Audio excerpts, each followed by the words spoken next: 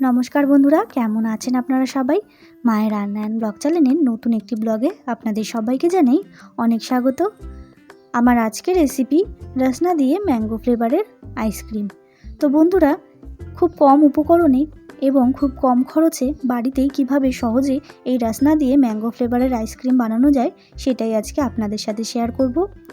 একবার এরকমভাবে আইসক্রিম বানিয়ে বাচ্চা থেকে বড় সবাইকে সার্ভ করে দেখবেন, খেতে কিন্তু দুর্দান্ত হয় এবং এই গরমে এরকম একটি আইসক্রিম পাওয়া গেলে মন এবং পেট দুটোই ঠান্ডা হয়ে যায়। তো চলুন দেখে নেওয়া যাক। তার আগে আমার চ্যানেল এখনও সাবস্ক্রাইব করা না থাকলে অবশ্যই সাবস্ক্রাইব করে পাশে থাকা বেল আইকনটা ক্লিক করে রাখবেন। প্রথমেই রসনা দিয়ে আইসক্রিম বানানোর জন্য আমি এখানে নিয়েছি 4টে ম্যাঙ্গো ফ্লেভারের রসনা, তারপরে নিয়েছি চাট মশলা, আর নিয়েছি 1 বাটি চিনি এবং নিয়েছি বিট লবণ। তারপরে আমি একটা বোল নিয়ে নিয়েছি। বোলের মধ্যে আমি দিয়ে দিচ্ছি পরিমাণ মতো জল। আমি এখানে 6টা আইসক্রিম বানাবো, তার জন্য পরিমাণ মতো জল দিয়ে দিলাম। আপনারা আপনাদের পরিমাণ মতো দিয়ে দেবেন। তারপরে দিয়ে দিচ্ছি পরিমাণ মতো চিনি। তো দেখুন বন্ধুরা, চিনিটা দিয়ে দেওয়ার পরে তারপরে দিয়ে দিচ্ছি রসনাগুলো। আমি একে একে সমস্ত রসনার প্যাকেটগুলো এরমভাবে খুলে জলের মধ্যে দিয়ে দিচ্ছি।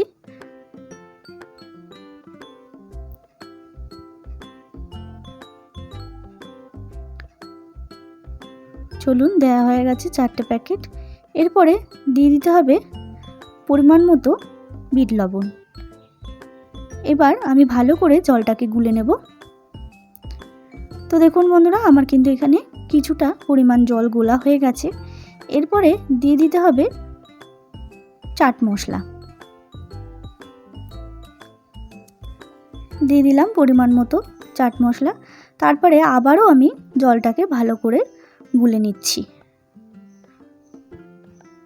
যাতে চিনিগুলো গলে যায়। তো দেখুন বন্ধুরা, আমার কিন্তু এখানে খুব ভালো করে জলটা গোলা হয়ে গেছে। এইবার পালা আইসক্রিম কাপের মধ্যে সব জলটাকে দিয়ে দেওয়া।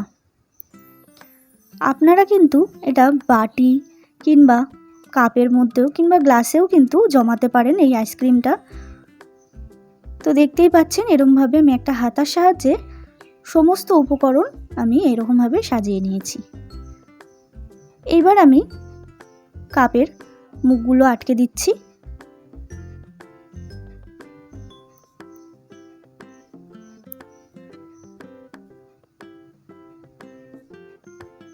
তো দেখুন বন্ধুরা, আমার কিন্তু কাপের মুখগুলো খুব ভালো করে আটকানো হয়ে গেছে।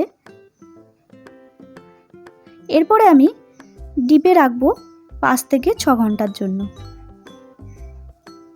তো দেখুন বন্ধুরা, 5 থেকে 6 ঘন্টা পর ফিরে আসলাম। আমার কিন্তু আইসক্রিমটা খুব ভালো করে জমে গেছে, দেখতেই পাচ্ছেন। আমি নাড়িয়ে চাড়িয়ে দেখে নিলাম। তো দেখুন এরমভাবে আমি খুলে নিচ্ছি, কত সুন্দর কিন্তু আমার আইসক্রিম জমে গেছে।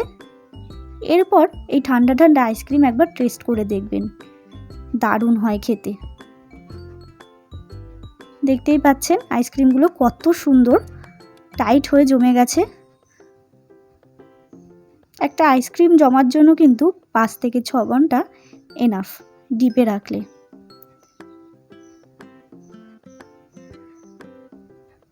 দেখতেই পাচ্ছেন কত সুন্দর কিন্তু আইসক্রিমগুলো আমার সমস্ত রেডি হয়ে গেছে।